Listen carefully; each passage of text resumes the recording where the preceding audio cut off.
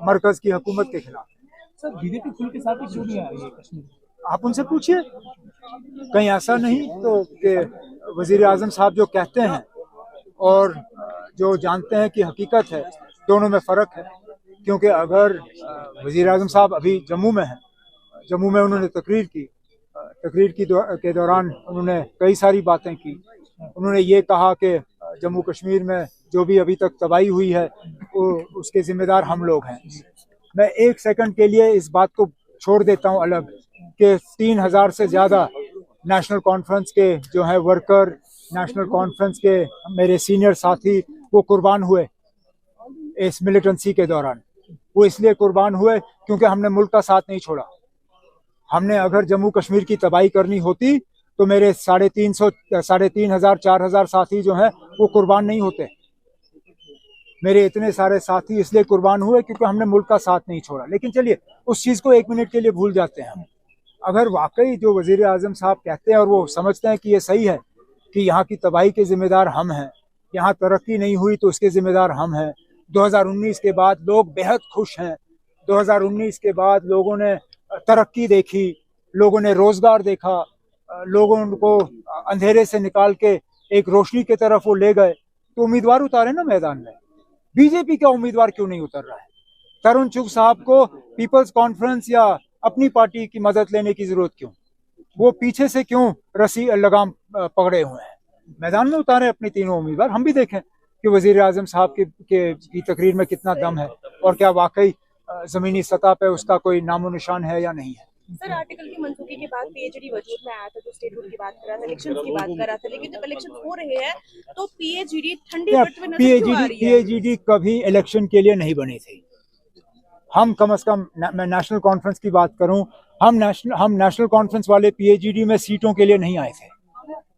हम पीएचडी में आए थे एक बड़े मकसद को हासिल करने के लिए।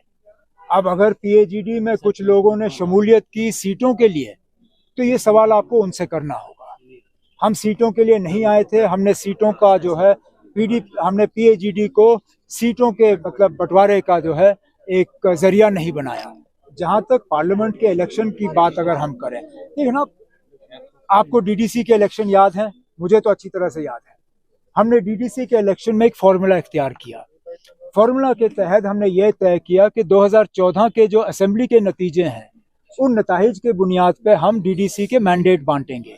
जहां पे पीडीपी या पीपल्स कॉन्फ्रेंस के एमएलए जीते थे वहां पे डीडीसी के उम्मीदवार वो उतारेंगे। जहां नेशनल कॉन्फ्रेंस का उम्मीदवार जीता वहां से नेशनल कॉन्फ्रेंस का जो है डीडीसी का उम्मीदवार उतरेगा।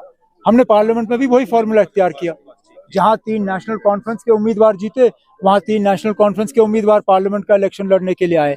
जहां पे बीजेपी जीती थी उन सीटों पे हमने बहस की, कांग्रेस ने वो तीनों सीटें अपने पास रखी। तो इसमें हमारा क्या कसूर है? जम्मू कश्मीर नेशनल काउंसिल लोगों के पास लेके क्या जाएगी इलेक्शन में क्या कुछ लोगों के पास लेके जाएगी? आप इंतजार करिए, हमारे जलसों में आइए, आपको खुद ब खुद पता चलेगा हम लोगों के पास क्या लेके जा रहे हैं। हम इंडिया अलायंस का एजेंडा लेके जा रहे हैं, हम अपना एजेंडा लेके जा रहे हैं, हम दिल्ली की जो तानाशाही रही है उसके खिलाफ लोगों में जा रहे हैं।